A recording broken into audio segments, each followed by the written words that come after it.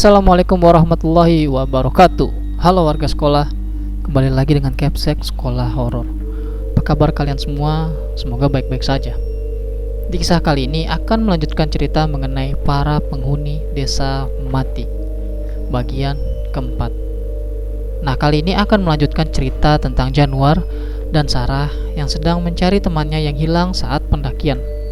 Hingga akhirnya mereka bertemu dengan Pak Rahman di desa mati tersebut. Cerita ini bersumber dari akun Twitter @acep_saep88. Sebelum kalian mendengarkan cerita ini, Capsek akan berterima kasih untuk like, share, dan komen kalian di video ini. Lanjut saja, saatnya kelas dimulai. Januar hanya mengangkat tangan kirinya sambil berusaha menenangkan Sarah. Kita sedang mencari orang yang hilang. Kemana kita harus cari mereka, Sar? Aku hanya berusaha menelusuri tempat yang mungkin Jody dan Rini datangi, tukasnya.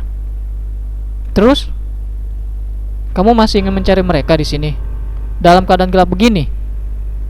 Berondong Sarah. Jan, sedari awal aku udah curiga tempat ini gak beres. Dan sekarang terbukti kan? Hari masih pagi, kenapa tiba-tiba menjadi gelap? Pasti ada yang gak beres sama tempat ini. Januar menghela nafas. Ia setuju dengan kata-kata Sarah. Dalam hati kecilnya, ia merasa menyesal karena telah membawa teman-temannya ke tempat menyeramkan itu. Sekarang ia pun baru teringat. Sardi yang beberapa saat yang lalu ia suruh menelusuri area selatan pemukiman terbengkalai. Oh, tidak. Bagaimana dengan Sardi?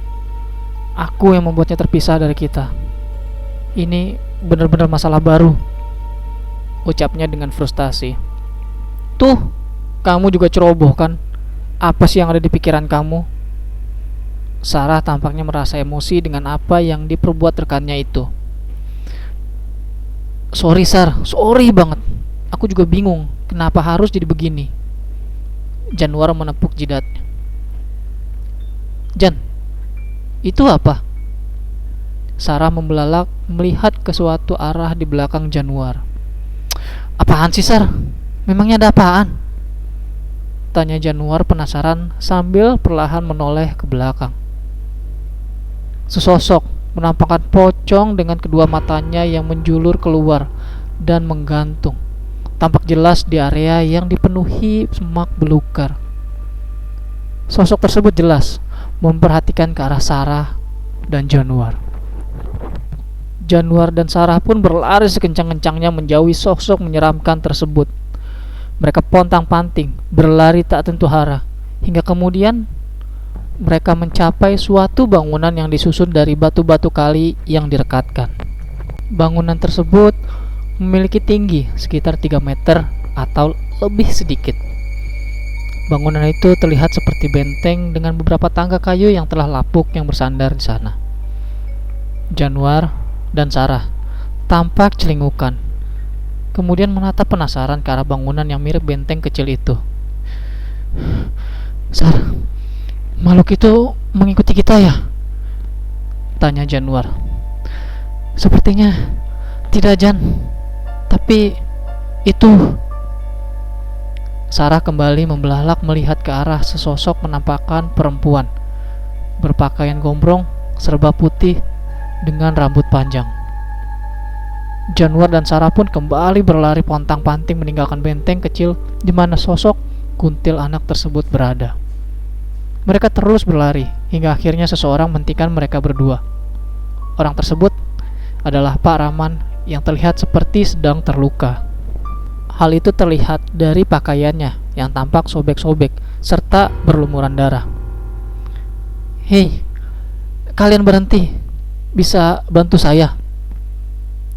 Setelah berkata demikian, Pak Rahman berlutut di atas tanah, kemudian roboh ke samping.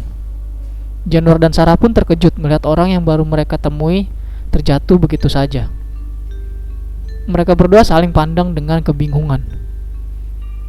Menurut kamu, apa dia benar-benar manusia atau bukan, Jan?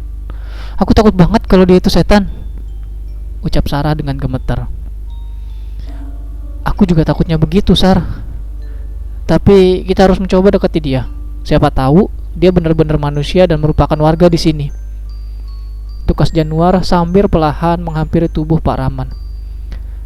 Jika ia benar-benar setan, yang harus kita lakukan hanya berlari menjauh. Ayolah, Sar. Aku rasa dia bukan setan seperti yang kita takutkan. Januar berjongkok di depan tubuh Pak Rahman. Kemudian ia memeriksa nadinya, kemudian detak jantungnya. Ia kemudian mengangkat mukanya menatap ke arah Sarah. Dia sepertinya warga sini. Tapi ini aneh. Bukankah perkampungan ini terbengkalai? Atau ada penduduk yang tetap bertahan? Beberapa lama kemudian, setelah Januar dan Sarah memberikan pertolongan semampunya kepada Pak Rahman, mereka menunggu di dalam salah satu rumah yang telah ditinggalkan hingga Pak Rahman siuman. Terima kasih kepada kalian berdua yang telah menolong saya. Kebetulan sekali saya bertemu kalian. Kalian seperti pendaki, lalu kenapa bisa berada di sini? Ujar Pak Rahman sembari bertanya. Kami sedang mencari teman-teman kami yang tersesat, Pak. Apakah Bapak warga sini? Apa yang sebenarnya telah menimpa Bapak hingga terluka begini, Pak? Ucap Januar. Pak Rahman tercenung untuk beberapa lama sebelum akhirnya ia memulai bicara. Ini sangat tragis. Entah saya harus mengatakan ini atau enggak kepada kalian. Apalagi saya baru bertemu kalian. Tukas Pak Rahman tampak ragu-ragu. Januar dan Sarah pun saling pandang, merasa bingung dengan kata-kata Pak Rahman. Oh, tidak apa-apa, Pak. Bapak tidak perlu mengatakan apa-apa. Cuma kami masih merasa penasaran dengan kampung ini. Kok bisa terbengkalai begini ya, Pak? Tukas Januar. Bukan hanya kampung ini, Nak. Tetapi seluruh desa ini menjadi terbengkalai. Oh iya, nama saya Rahman. Dan saya dulu memang tinggal di desa ini. Saat ini saya hanya kebetulan sedang berada di desa ini. Ingin mengingat kembali masa-masa muda waktu saya tinggal di sini. Tutur Pak Rahman sambil menatap Januar dan Sarah bergantian. Saya Sarah, Pak, dan dia Januar. Kami ingin tahu sebenarnya soal desa ini. Soalnya baru kali ini saya menemukan desa yang benar-benar ditinggalkan hingga kosong begini. Ucap Sarah tanpa diminta memperkenalkan diri dan temannya. Nah, kami juga ingin menelusuri desa ini karena belum lama ini kami kehilangan kontak dengan teman kami yang ikut bersama kami melakukan pencarian, Pak. Timpal Januar. Kalian sedang mencari teman-teman kalian, tapi malah kehilangan satu lagi. Berarti kalian ceroboh. Tunggu saya benar-benar pulih. Saya akan membantu kalian menemukan teman-teman kalian, kata Pak Rahman. Tak lama kemudian, setelah Pak Rahman bersama Januar dan Sarah keluar dari rumah kosong itu, melewati gelapnya jalanan desa, mereka menelusuri desa mati tersebut. Pak Rahman tampaknya memutuskan untuk menceritakan apa yang telah terjadi dan kenapa ia sampai terluka parah. Apa yang sebenarnya diceritakan Pak Rahman, serta kelanjutan cerita akan dibeberkan di cerita selanjutnya. Terima kasih. Sekian. Dan itu dia cerita mengenai para penghuni desa mati bagian keempat. Sebelumnya Capsek kembali mohon maaf nih, ternyata ceritanya belum selesai dan Capsek janji akan melanjutkan cerita ini ketika ceritanya sudah selesai. Namun mungkin akan diselingi dahulu dengan cerita lainnya. Terima kasih buat kalian warga sekolah yang telah mendengarkan cerita ini, dan terima kasih juga kepada akun Twitter @acep_sayap88 yang telah memberikan kami izin untuk membacakan cerita ini. Jangan lupa like dan share video ini agar warga sekolah horor semakin bertambah. Dan sampai jumpa di kelas berikutnya. Wassalamualaikum warahmatullahi wabarakatuh.